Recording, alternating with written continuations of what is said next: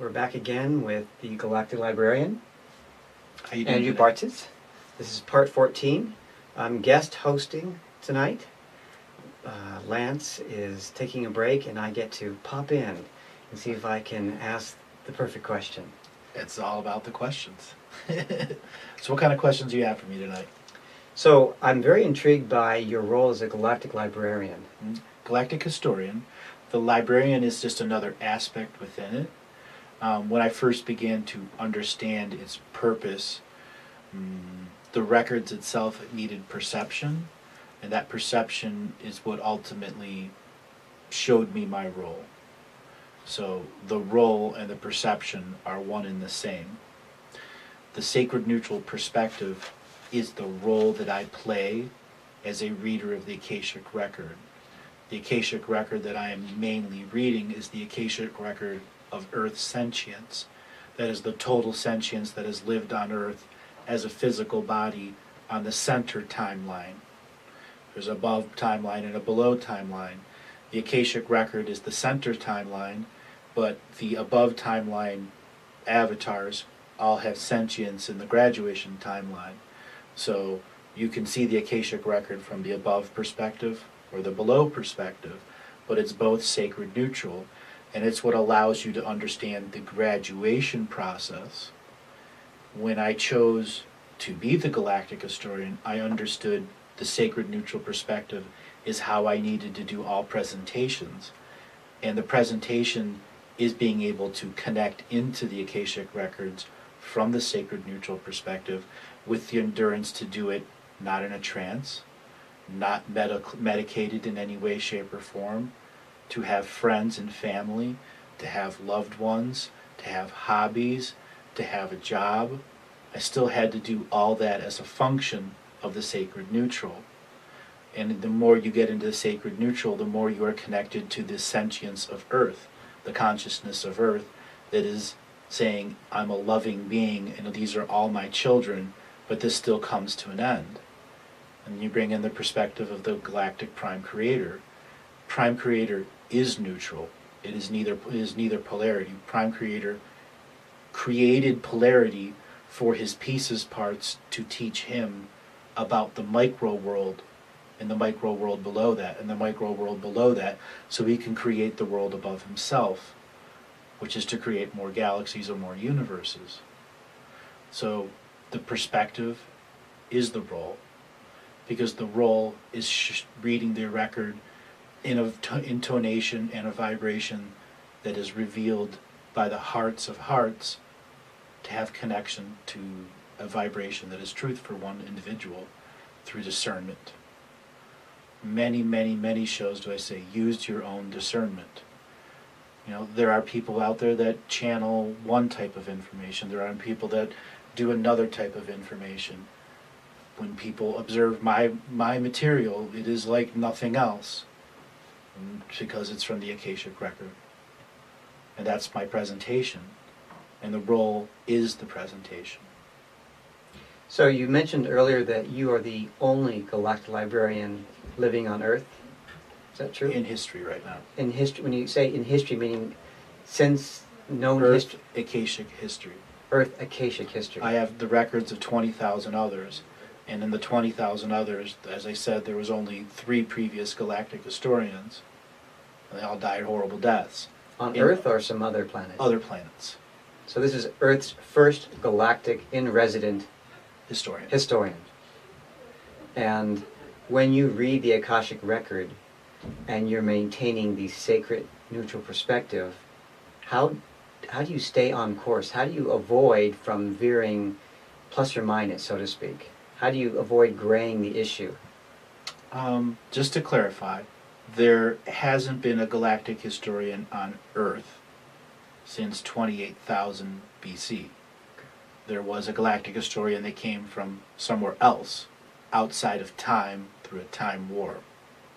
But this is Earth's first spawned galactic historian, which would be me, who said yes. Incarnated in the physical. To be here with others that also had the same choice. And there will be others that get the choice as the event comes, because our history is going to be so vitally important to our healing. Mm-hmm. to answer your question, how do you remain neutral? There is a mechanical function to energy. So when this is in alignment with this cycle, and with this cycle, all three are perfect spokes on a wheel, none of them missing anything. And that's how I know I'm remaining in the sacred neutral, because the way I read the record is in the neutral position. If I'm to this, it's like this waveform. It's just a stream of information. And you've been running the cameras, before, when Lance, you've seen the stream of information. You're able to feel it. Sure. When I say I create no time, it's because this wheel prevents the incarnation of time that's a social agreement from functioning with my thought patterns. So when you communicate, if I understand correctly, when everything's in balance, it's like a wheel. There's tension going both ways, but as the bicycle moves cleanly, it's very easy to stay on balance. Correct.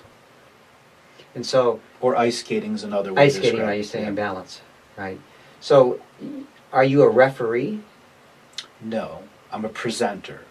So you're not actively involved in saying, time out, you've done something wrong. Correct. And so if someone who was serving the dark, so to speak, or service to self, could they ask you a question? And would you... And they have.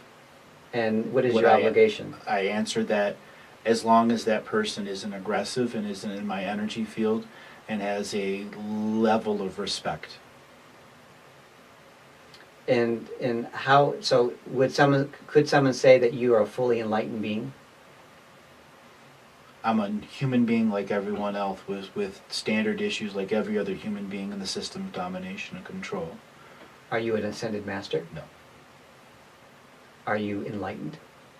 I'm enlightened as everyone else is that's taken the time to master a skill. Don't you have, though, with access to the full Akashic record, isn't that unusual that most people, or nobody has access as you do? So that would... I mean, when we talk about information, if you have all the books and you can access all the concepts, you basically have an open book test that you could score an A+ on every time. Does that mean you're conscious or enlightened, so to speak? No, A+ doesn't mean anything. Using the sacred neutral reading skill to pass a test wouldn't function in it. You'd be still turning over. I understand the breadth of your question and the whole width of it. And to give it that linguistical answer, it's a challenge, because we have so many things that limit how we can function. To be an enlightened being is a definition in a dictionary that has an entire light worker industry's intuition added to it and things added to it. So, enlightened, this is the way everyone's supposed to be. Okay? There's supposed to be matrix intelligences available at our thought's distance. If we needed the Akashic record, it would read it for us. So everyone can access the Akashic? Absolutely everyone can do that. Not only you? You can make a medium to do it. To remain in the sacred neutral, though, is the path to get there. For your job or for everyone? For anyone that wants to read the Akashic record.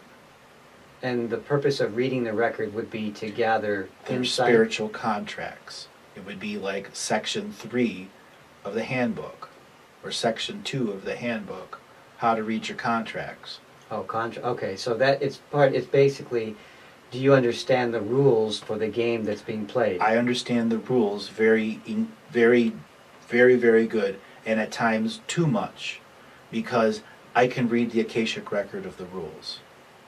But for me, I would use the record as a way of understanding the rules and the possibilities and how other people have used or played the game, and used like a biography. You watch Correct. Other people, and so you're giving biographies of different pieces of what's happened, like a story synopsis. Correct.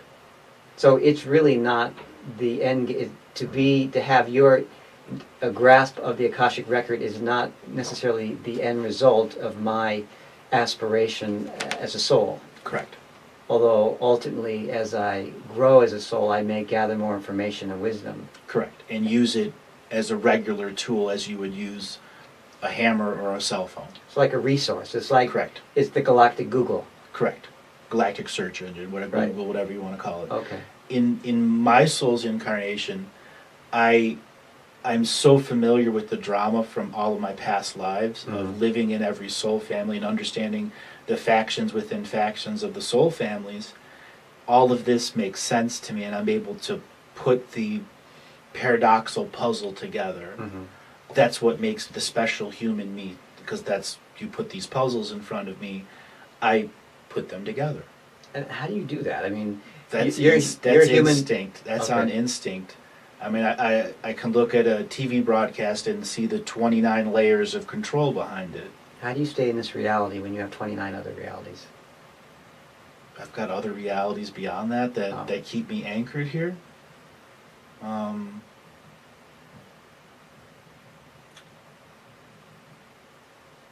There's a joke I make. It's beer, pizza, and sex that keeps everyone here. That's what keeps bringing people back. On a more serious note, I have so many people trying to communicate to me in any given day. 300 to 400 easy in a given day. Like by phone or I don't carry a cell phone because it never stops ringing. The number gets passed around until finally I just need a new phone. I gave up a phone 2 years ago simply because the energy from it was causing me horrible headaches and affecting me in other ways on a psychic level, as we've experienced in a previous episode. Right. I like being here. I like doing what I'm doing. Interesting. So the reason I asked is because I think there's a tradition on Earth of oracles, and people go to the oracles for the answer, which in itself, from my perspective, takes you off the path of self-knowledge because you're giving someone else the power of your own discovery.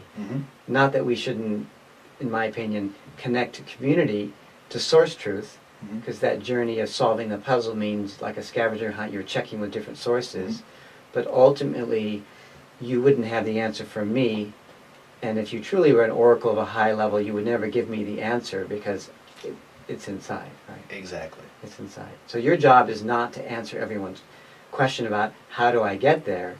It's more about, so what part of the rules or what part of the history are you unclear about that's distracted you or got you entangled? As you talked about contracts that bind us accidentally or deliberately into agreements that limit our ability to grow in consciousness. Exactly. That's a very well put. How would I explain that to someone that only wants to know the trivial stuff? How do I beat this? What's my right and true path? That's for you to do that. You're a sovereign entity. I'm a sacred, neutral, perspective entity. I don't violate your sovereign free will in any way, shape, or form. So discernment. Yeah, absolute discernment. And in my readings, there are things that I can't say.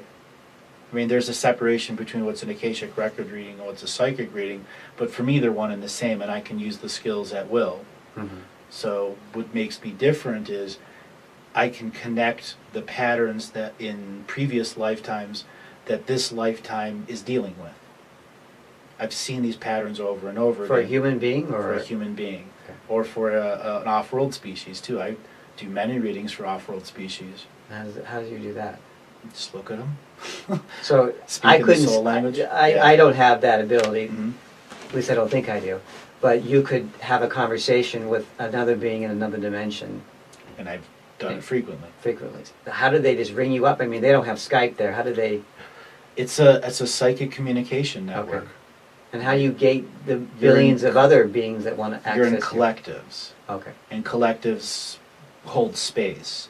And then all of the others in the collectives can get into that space, but only function through the main collective that's active. Like, comes to a point. Comes to a point. So if I need to communicate, there's 1,200 options up there, but if I need a single point of contact to follow down the chain, that's my single point of contact, even though I know there's thousands beyond them, still fully aware of exactly my communications with the single point of contact.